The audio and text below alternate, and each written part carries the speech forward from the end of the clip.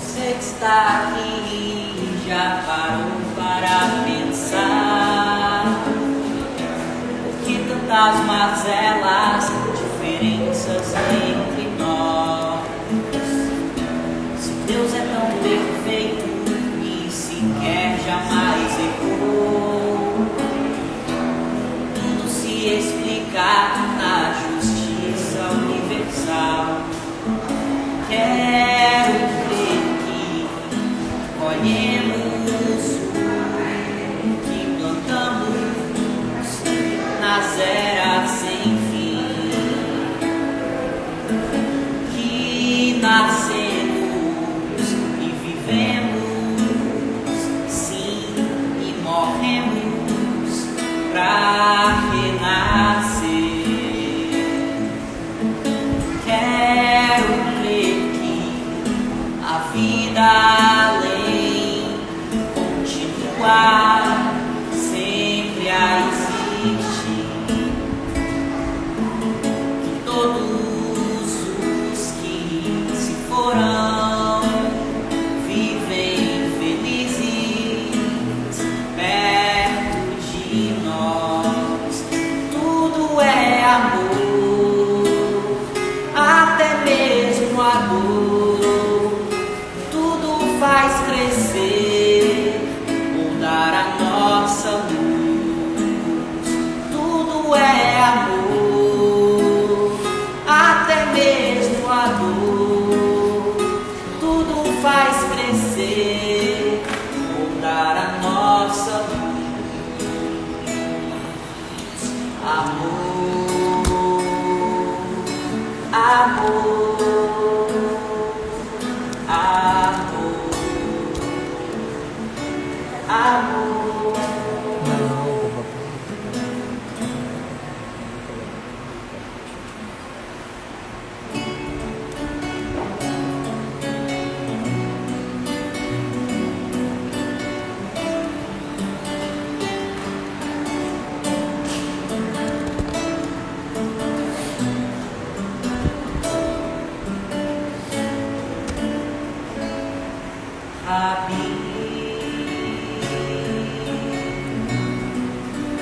Mestre da luz, chamado Jesus, Rei dos judeus, Filho de Davi, Cristo Redentor, emissário do amor, Deus de Deus, assim conhece o teu nome, assim eu tento te encontrar, falta-me teu, além de um modelo, falta-me Deus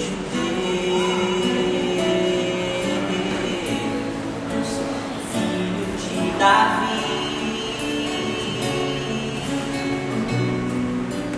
Cristo Redentor, emissário do amor, Deus de Deus, assim conhece o teu nome, assim eu, homem, tento te encontrar, falta-me tê-lo, além de um modelo, falta-me vê-lo como um irmão, como um irmão.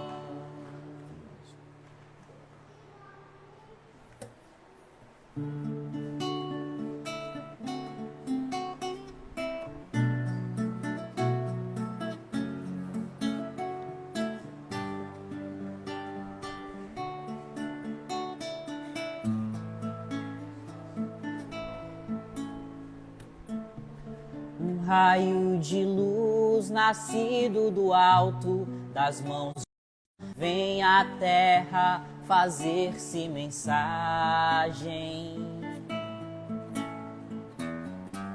Quem se encerra a beleza e a imagem do ensinamento do Evangelho.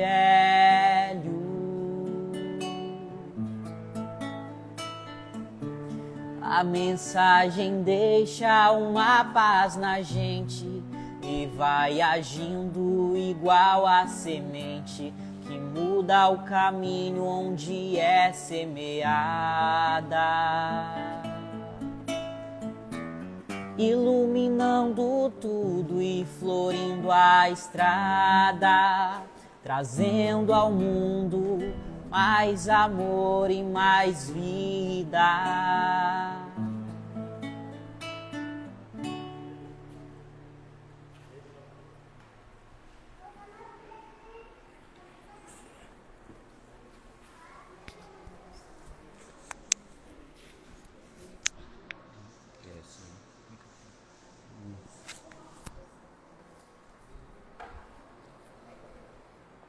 Bom dia, meus irmãos, minhas irmãs, sejamos todos bem-vindos a mais um domingo no Lar Anália Franco. Como sempre o fazemos, depois da musicoterapia, que eleva os nossos pensamentos e os nossos sentimentos, a gente vai fazer uma leitura preparatória e posteriormente iremos fazer a nossa prece. Nossa leitura preparatória de hoje vai ser o prefácio do Evangelho segundo o Espiritismo. Os Espíritos do Senhor, que são as virtudes dos céus, como um imenso exército que se movimenta ao receber a ordem de comando, espalham-se sobre toda a face da terra, semelhantes a estrelas cadentes. Vem iluminar o caminho e abrir os olhos aos cegos. Eu vos digo, em verdade, que são chegados os tempos em que todas as coisas devem ser restabelecidas no seu verdadeiro sentido, para dissipar as trevas, confundir os orgulhosos e glorificar os justos. As grandes vozes do céu ressoam como o toque da trombeta, e os coros dos anjos se reúnem. Homens, nós vos convidamos ao divino concerto, que vossas mãos tomem a lira, que vossas vozes se unam e no hino sagrado se estendam e vibrem de um extremo do universo ao outro. Homens, irmãos amados, estamos juntos de vós. Amai-vos também uns aos outros e dizei do fundo de vosso coração, fazendo a vontade do Pai que está no céu. Senhor, Senhor, e podereis entrar no reino dos céus. O Espírito de verdade. Então, com essa mensagem, nós que aqui nos encontramos, encarnados e desencarnados, rogamos-te, mestre amigo, a presença fraterna, através dos dirigentes maior desta casa, a fim de que, Senhor, neste intercâmbio entre os dois planos, possamos aurir da mensagem que aqui será trazida no dia de hoje, a inspiração, a consolação para os nossos sofrimentos. Que tu, mestre querido, possa inspirar e envolver a nossa facilitadora, a fim de que ela consiga trazer a tua mensagem, sensibilizando os nossos corações e ativando as nossas mentes. E que nós, por nossa vez, possamos, nas reflexões que aqui serão auridas, dar novo rumo à nossa existência, a fim de que possamos, Senhor, tornando-nos melhor te servir. É sobre o amparo amoroso de Anália Franco, de Sheila, e de tantos espíritos abnegados e anônimos que trabalham incansavelmente na tua seara, que nós rogamos as bênçãos e a permissão para darmos continuidade às nossas tarefas da manhã de hoje, no Lar Anália Franco. Se conosco, Mestre, hoje e sempre, que assim seja. Então nós convidamos a nossa irmã Mariazinha para nos conduzir no Evangelho da noite de hoje, falando sobre o Cristo.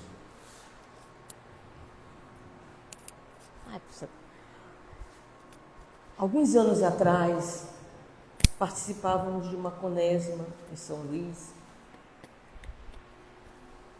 quando nos soprou uma frase: nenhum esforço para se melhorar será em vão. Que os vasos se fortaleçam para que possamos suportar as verdades essas do cristão que desperta para a jornada evolutiva. Bom dia a todos. Que nós possamos nesse instante fazer uma viagem. O nosso foco sempre de uns tempos para cá é extrair gotas homeopáticas do Evangelho para que, ao ingerirmos essa gota, ao captar ou receber, nós nos melhoremos. Gosto da reflexão do Evangelho de Santo Agostinho, que diz que a prece é orvalho divino, que suaviza em nós ansiedades e aflições. A prece é a evocação, a conexão da inteligência espiritual com a fonte criadora. E a oração se faz na medida em que vamos fazendo essa conexão. Por isso, quando nos lembramos o ensinamento de Jesus, vigiar e orar, ou orar e vigiar. Começando pelo Eclesiástico, Velho Testamento, no capítulo 3, o poema que diz: no tempo de Deus há tempo para tudo. Esse poema nós trazemos ele assim sempre quando uma situação aparece, e aí a aflição chega, e aí a gente respira e pergunta: meu Deus, que tempo é esse? É um poema belíssimo que vale a gente refletir sobre ele. Avançando mais um pouco, nós chegamos ao Novo Testamento, precisamente no capítulo 8, no versículo 32. João: conhecereis a verdade e ela te libertará. Então vamos entender. Tempo de Deus. A verdade que será expressa para que nós possamos nos libertar. Avançando mais um pouco, nós vamos chegar na doutrina espírita, precisamente na reflexão de Allan Kardec, quando escreve a Gênese: os tempos são chegados. Concluímos então que o tempo é movimento. As situações que se apresentam é para que nós saibamos movimentar a oportunidade que estamos recebendo. Mas aí, essa frase, os tempos são chegados, ou esse título lá da Gênesis, essa mesma frase está em 4 evangelhos. 2 no Velho Testamento, 2 no Novo Testamento, 2 vezes no Novo Testamento. Lucas E agora fugiu o outro. Em Gálatas e também fugiu. Mas nós vamos chegar lá. Bem, quando a gente faz assim essa analogia que nós estamos trazendo, a interligação das chaves que se encontram no Velho Testamento, no Novo Testamento e no Evangelho segundo o Espiritismo, eu nunca esqueci quando a gente, é tipo assim, a gente fica boiando, mas um certo dia uma oradora disse: a doutrina espírita é um despertador. E quando a gente escuta os oradores dizer a doutrina espírita ressignifica os ensinamentos de Jesus. E o zelo, o cuidado com que ele trouxe, cada fala, cada ensinamento, não escreveu nada. Mas Amélia Rodrigues, poetisa, ela diz que o Evangelho, a fala de Jesus, foi gravada e impregnada nas páginas da natureza. Nesse instante, desfolhando as páginas da natureza, nesse ambiente, nesse hospital escola, nos reportamos para aquele dia longínquo. Ele entrava na barca. Os contextos das parábolas sempre é interessante a gente compreender a razão por que eles expunham aquele ensinamento. E naquele dia, ele vendo uma multidão ali, na expectativa de uma fala que edificasse, que consolasse. E ele trazendo a responsabilidade, olhou, sabia que entre eles haviam pessoas de vários entendimentos. E aí ele começou. O semeador saiu a semear. Parte da semente caiu à beira do caminho. Mas como não tinha como enraizar, os pássaros comeram e a semente não vingou. Quem é que ele quis dizer? Que as pessoas que ignoram, precisam do Evangelho, mas ignoram e não buscam compreender, vivem despercebidas. E o Evangelho não flui, essa semente poderosa plantada em nós. Ele avança um pouco e diz que um pouco das sementes caíram entre as pedras, pedregulho. Como não tinha também condições de enraizarem, até nasceram. A raiz não pôde se aprofundar, porque a terra era pouca. Quem são as pessoas que estão nesse solo?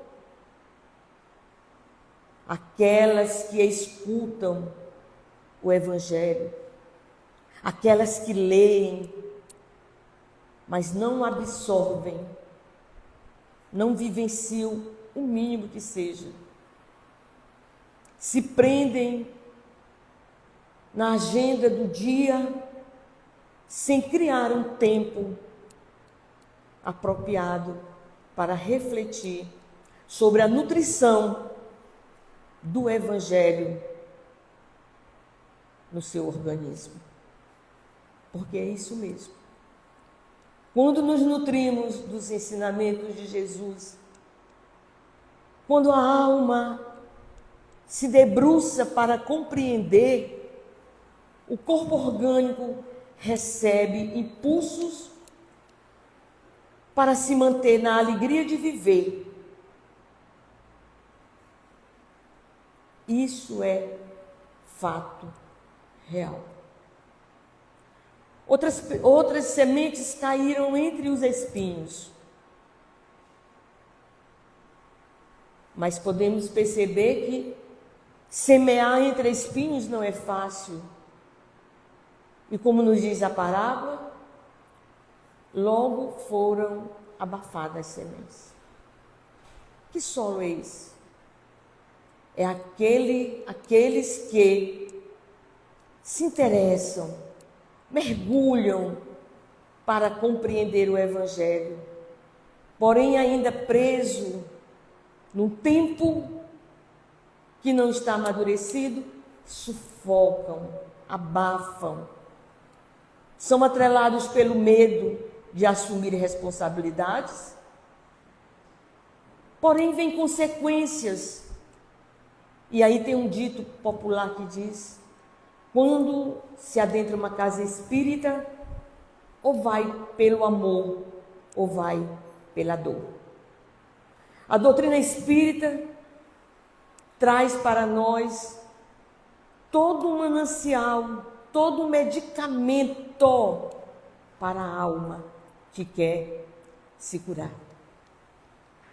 As enfermidades, quando surgem no físico, elas estão sendo expurgadas do perispírito, porque estamos vivendo na lei de causa e efeito.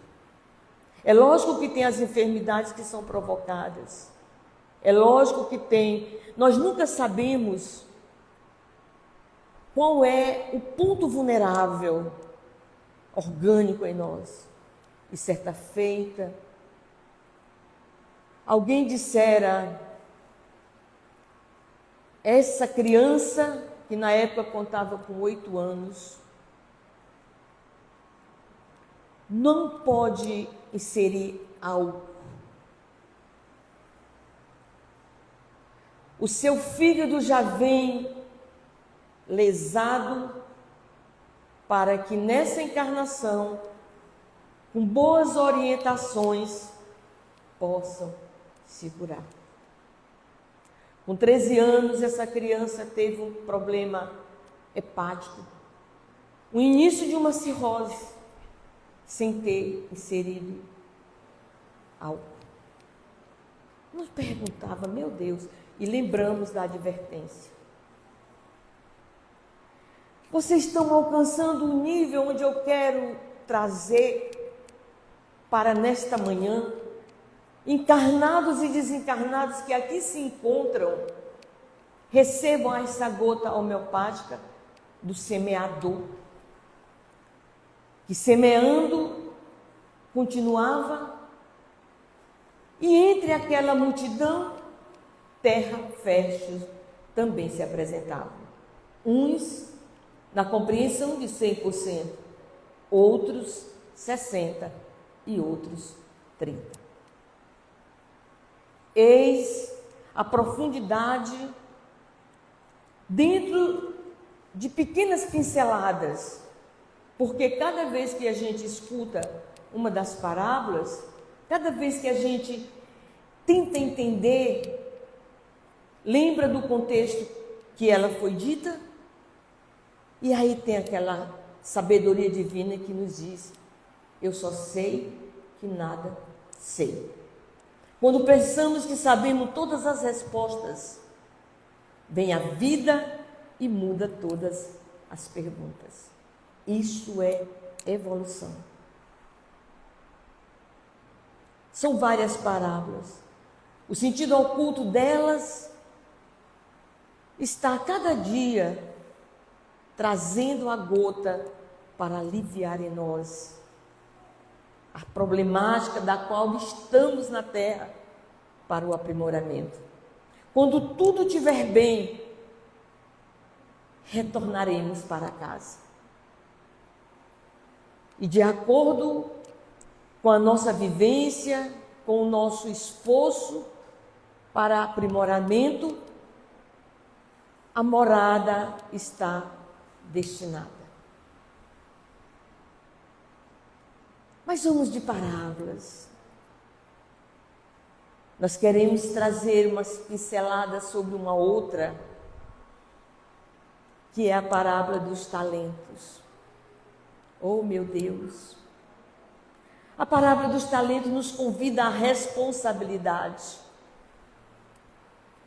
A parábola dos talentos nos acorda para entender como administrar esses talentos em nós.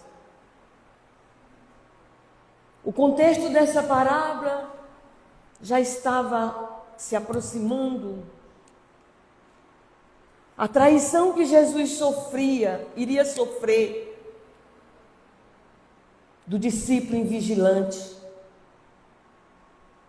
Porém, ele trabalhou até os dias finais e continua trabalhando, quase que materializado entre nós. Ele está entre os seres que seriamente se esforçam para se melhorar. Um pai de família ia fazer uma longa viagem. Daí ele pega 3 medidas de 500 gramas de sementes. Ele tinha 3 gêmeos e ele tinha dúvida de saber qual desses trigêmeos, poderia ser o responsável, o dono da administração.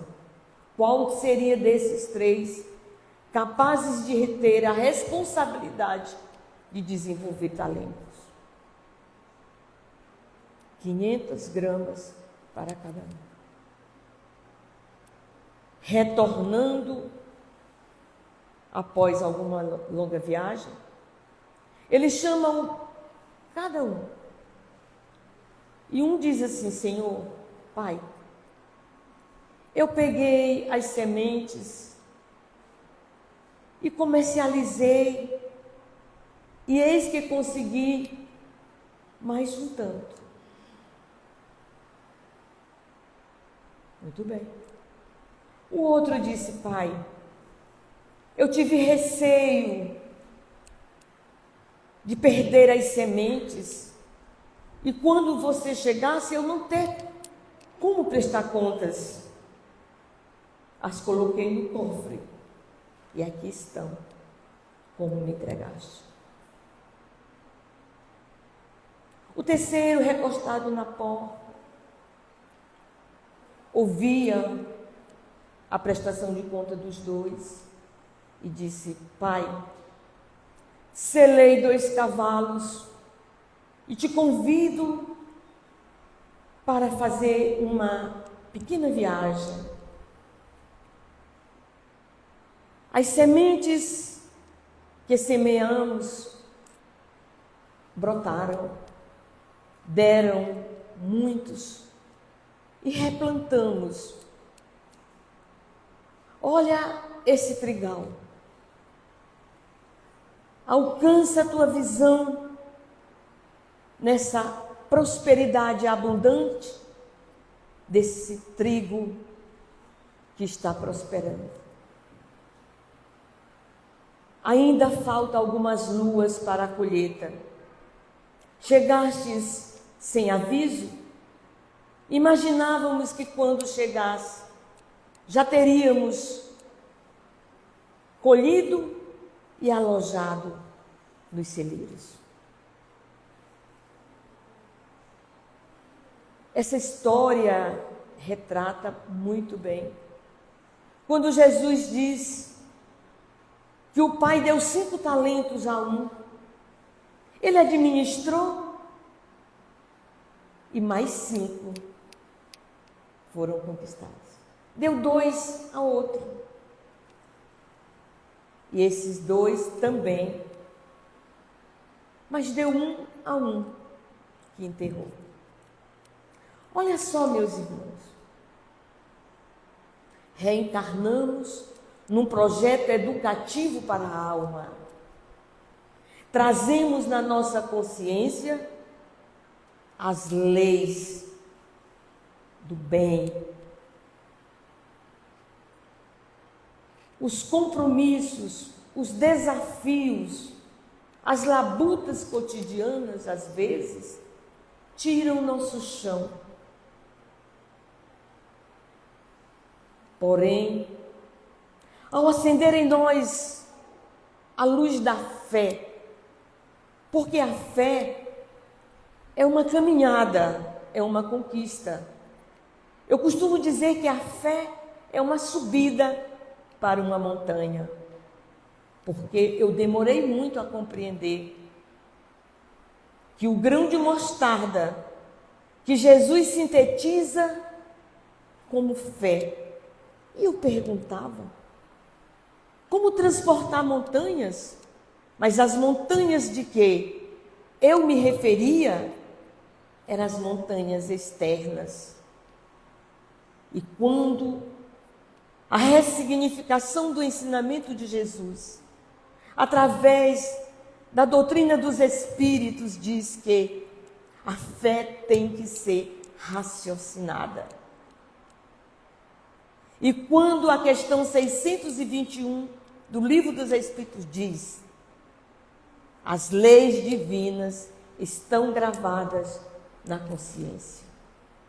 Hoje, num esforço, como dissemos no início, de nos melhorarmos, buscando estudar o ponto de Deus, porque todos nós temos o ponto de Deus, já que a semente de Deus foi semeada em nós.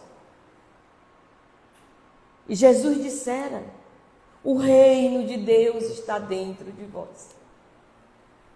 O registro de Mateus diz: brilha a vossa luz.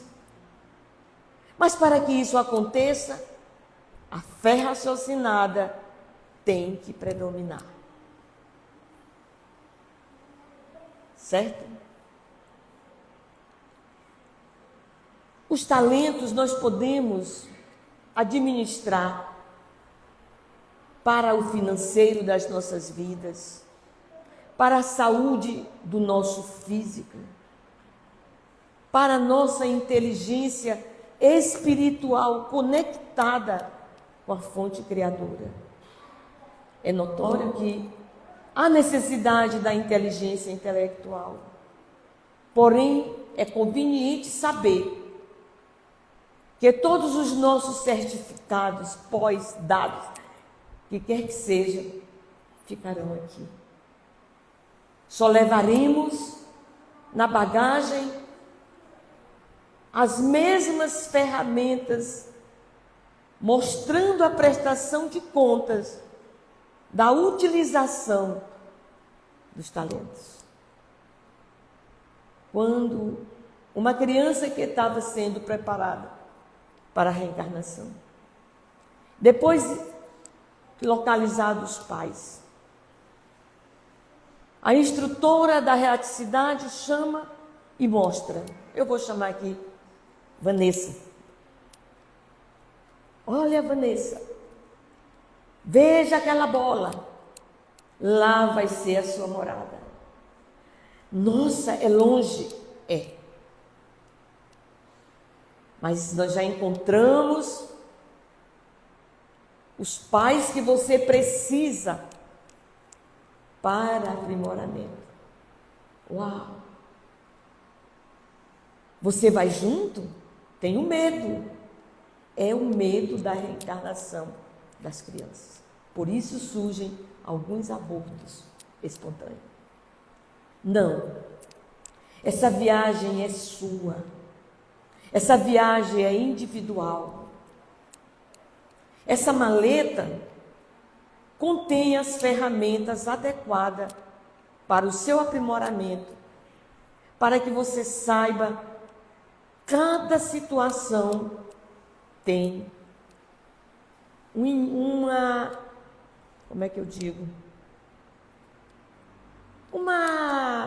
gota de homeopático para aliviar. Aí ela abre a maleta e vai explicando. Essa ferramenta representa a virtude. Essa outra representa a humildade. Essa outra representa os atos para receber as intuições corretas do ensinamento maior. Amar a Deus sobre todas as coisas e o próximo como a si mesmo. Mas será se eu vou conseguir lembrar? Eu posso levar? Não. Memorizar. Porque você vai receber o livre-arbítrio. A gente fala tanto do livre-arbítrio, essa liberdade de ação. Porém, o livre-arbítrio nos oportuniza agir com sabedoria, com alegria, com posturas, com um certo orgulho do ego equilibrado, do ego educado. Porque temos consequências. E aí, a lei de efeito, levando causa, continua. Mas e aí? Questão 621 do Livro dos Espíritos. As leis estão gravadas na consciência. Acesse a sua consciência e o bem que você precisa fazer está lá impresso. Com licença.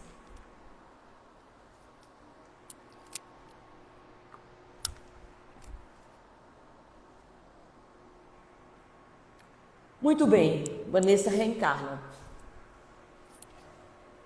O Chico traz um ensinamento de Emmanuel que diz assim: ninguém reencarna ou nasce no lar errado. Ninguém recebe pai e mãe errado. E aí, ô Maria, quantas vezes a gente vê os pais de um amigo, de uma amiga? Ah, eu queria que meus pais fossem assim. Quantas vezes você encontra um amigo? Ah, eu queria que você fosse meu irmão. O meu não me entende? Meus irmãos, nós vamos adentrar uma outra parábola. Vou deixar aí em aberto, para que cada um vá raciocinar aonde nasceu. Quais os irmãos que receberam? Os pais. Eu deixo a critério de cada um. Era uma vila, um lugarejo, uma cidadezinha pequena. E lá tinha um pai de família, 2 filhos. Um fazendeiro notado na cidade, porque era um homem bom. Um homem que compreendia todo mundo, um homem que ajudava a todos. E eis que o audacioso filho mais novo pede a sua herança. Olha que essa parábola foi contada há tantos anos, mas hoje a gente compreende numa atualidade benéfica. O pai de família, um antigo fazendeiro da época, aceitou. Não se deve pedir herança aos pais que estão ainda encarnados. A herança virá com a morte desse, o desencarne, desenlace.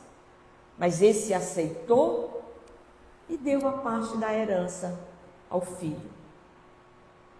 Esse ganhou, recebeu o livre-arbítrio, saiu pelo mundo, viveu as orgias, promiscuidade de todos os tamanhos. Não vamos aqui entrar na situação dele. Vamos trazer a ilustração do mau uso da liberdade, da ação que o dinheiro propunha a esse jovem. Como não trabalhava e só gastava, o dinheiro acabou. E o dinheiro acabado, ele disse: eu tenho que trabalhar, para sobreviver. Pasmem. Era papai de família. Aliás, era filhinho de papai. Desculpem. Nunca trabalhou. Como trabalhar se não sabia fazer nada? Nem estudar ele quis, porque o dinheiro era fácil. Sobrevivia na fartura.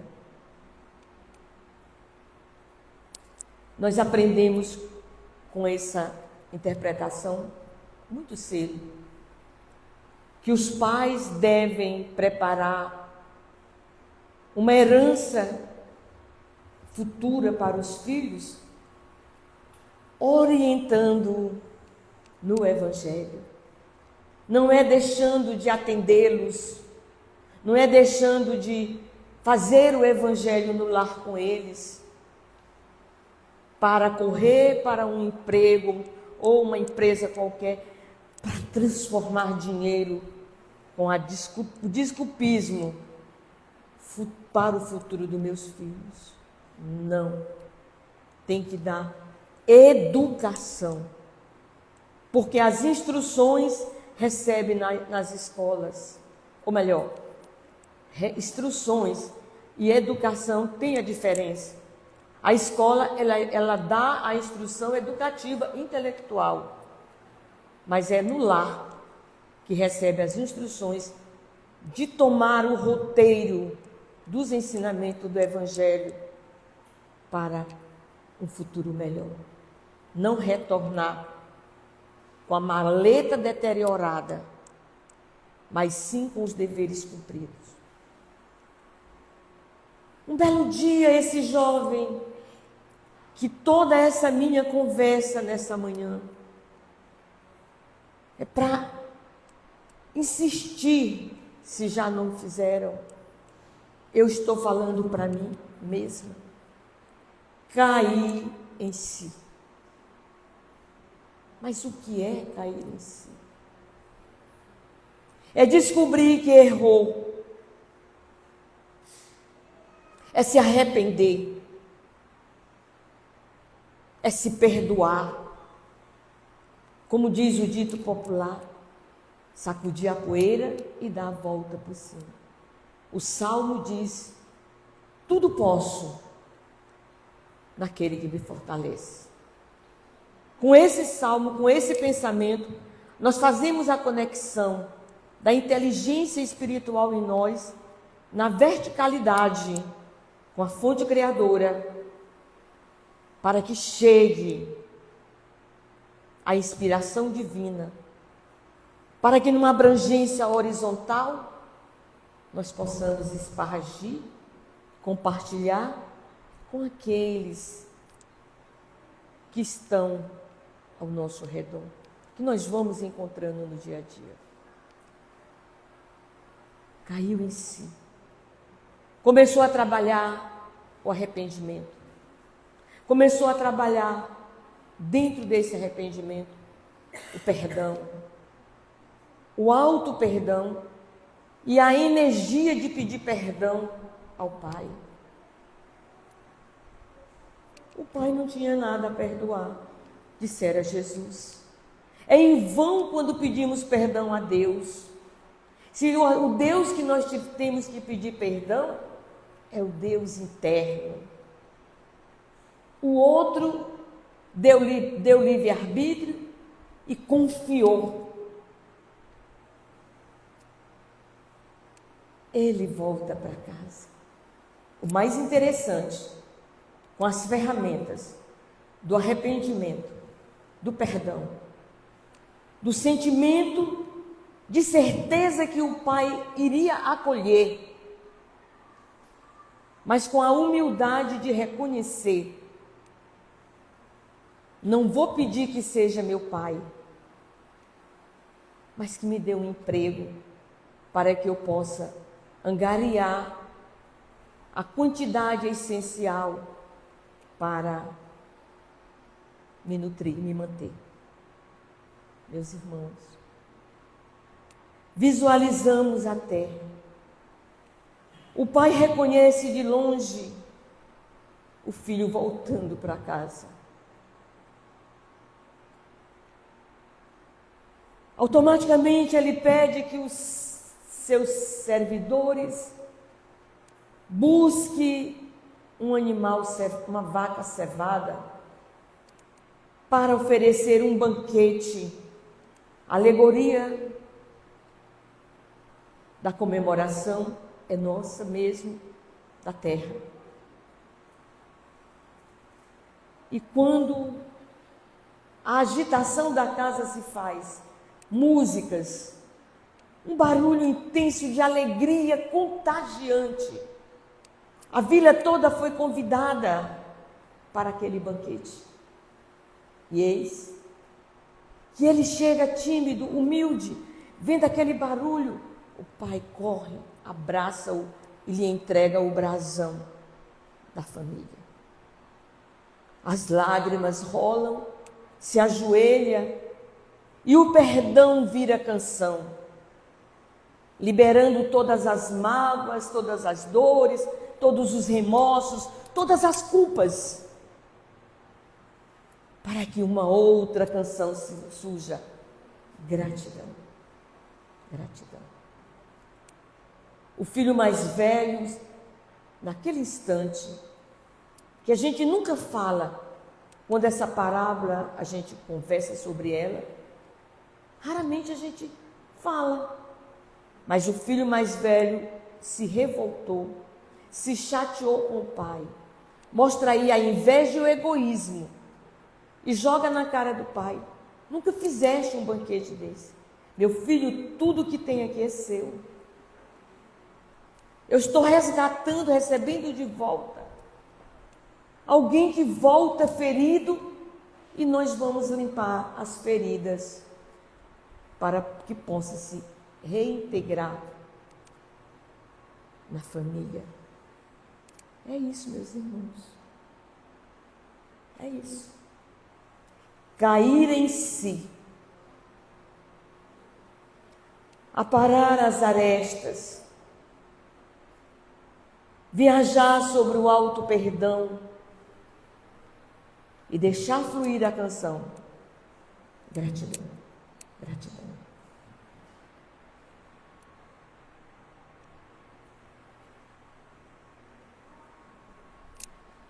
Pega sua água.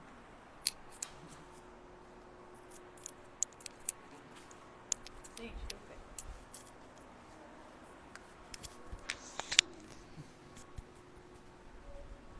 Bom, cadê? Nós que agradecemos por esse banquete, nessa manhã de domingo aqui no Lar Anália Franco.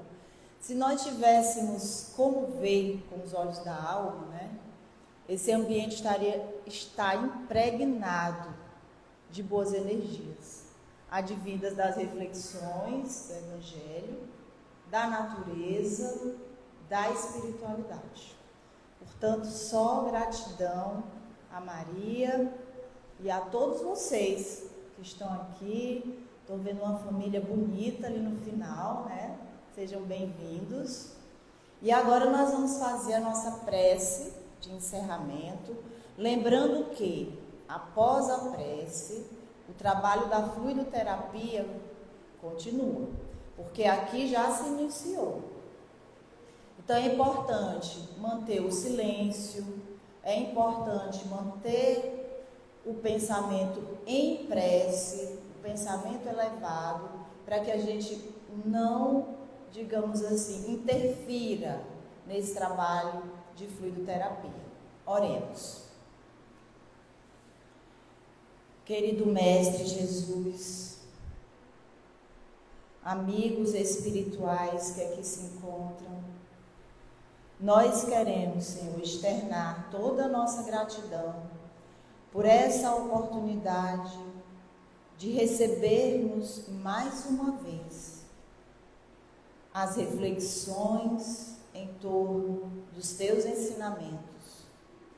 Ensinamentos esses, Senhor, que se mostram cada vez mais necessários.